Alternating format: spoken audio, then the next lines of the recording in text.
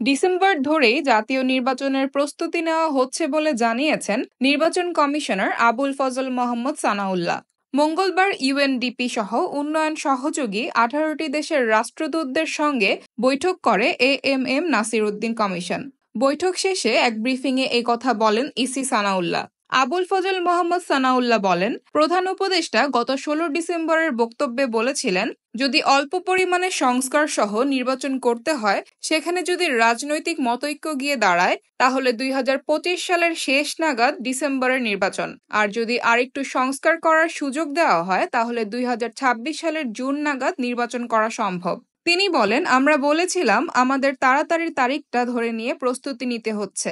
আমাদের অবস্থান এখনো অপরিবর্তিত। আমরা ডিসেম্বরকে ধরে নিয়েই আমাদের প্রস্তুতি গ্রহণ করছি।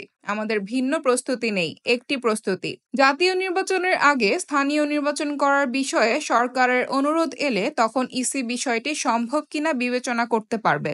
তিনি আরও বলেন, স্থানীয় সরকার নির্বাচন কতটুকু হবে, কোন কোন ইনস্টিটিউশনের হবে সেই সিদ্ধান্ত নেবে সরকার। তখন আমরা বলতে পারবো এটা জাতীয় নির্বাচনকে প্রভাবিত করবে কি করবে না, তার আগে সম্ভব না।